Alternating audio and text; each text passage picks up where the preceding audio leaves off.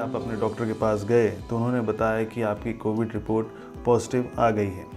अब आपके सिम्टम्स के आधार पे या तो आपको होम आइसोलेशन की सलाह दी जाएगी या आपको क्वारंटाइन सेंटर में रखा जाएगा या हो सकता है आपको अस्पताल में भर्ती करना पड़े।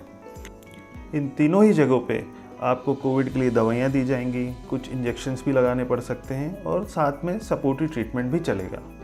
पर क्या आप जानते हैं कि 3 ऐसी चीज़ें हैं जो कोविड के मरीज अगर स्वयं करें तो उनकी रिकवरी बहुत फास्ट हो सकती है। आइए समझें। सबसे पहला है इसमें मास्क लगाना। अरे कोविड अब हो ही गया है तो इसमें मास्क लगाने की क्या आवश्यकता है, आपके मन में ख्याल आ सकता है। पर देखें, आपको एक जब सेपरेट रूम मिलता है घर में या हॉस्पिटल में या क्वारंटाइन सेंटर में तो ये पूरा क्लीन होता है, पूरा बेड भी क्लीन है, वॉल्स भी क्लीन है, विंडोज़ क्लीन है, फर्श भी क्लीन है, सब कुछ है। पर जब आप उसमें जाते हैं, कॉफ करते हैं तो ये वायरस निकल के आपके बेड्स पे, आपकी वॉल्स पे, खिड़कियों पे, फर्श पे और हवा में फैल जाता है। अगर आपने मास्क नहीं लगा रखा है तो ये वायरस आपको दोबारा से रीइन्फेक्ट कर सकता है और आपको ठीक होने में देरी हो सकती है। इसीलिए मास्क लगाएं, स्वयं की मदद करें वायरस को फैलने से और रीइन्फेक्ट होने से। इससे आपके जो नर्सिंग स्टाफ है उसको भी मदद मिलेगी सुरक्षित रहने में। दूसरी स्टेप है spirometry and deep breathing exercises. Spirometer एक तरह का इंस्ट्रूमेंट होता है जिसमें आप फूंक मारते हैं या सांस खींचते हैं तो डिफरेंट बॉल्स उठती हैं और आपके फेफड़ों को फुलाती हैं। अगर इंस्ट्रूमेंट नहीं है आपके पास तो आप सिंपली योगा और डीप ब्रीदिंग एक्सरसाइजेस कर सकते हैं। इससे होता क्या है कि कोरोना में जो आपके फेफड़े सिकुड़ने लगते हैं, फाइब्रोज होने लगते हैं, ये फिर से फूलने लगते हैं, फिर से इनकी कैपेसिटी बढ़ती है और आप रिकवरी फास्ट होती है।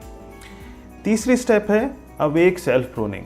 अब ये आप सोचेंगे कि ये बिल्कुल नया शब्द है, आइए समझते हैं इसको।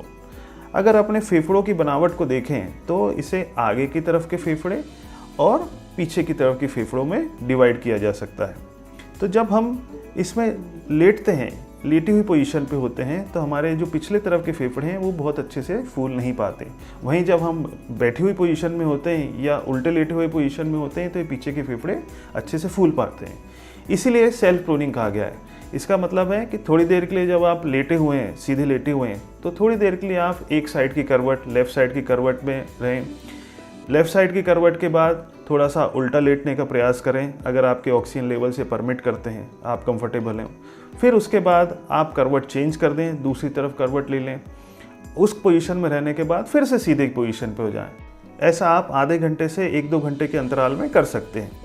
जो लोग उल्टे लेटने में कंफर्टेबल नहीं हैं पूरी तरह से, वो मोबाइल का यूज़ इस तरह से लेट के कर सकते हैं या काउच पे टिके रह के भी टीवी देख सकते हैं। इसमें भी पीछे के फेफड़े खुले रहेंगे।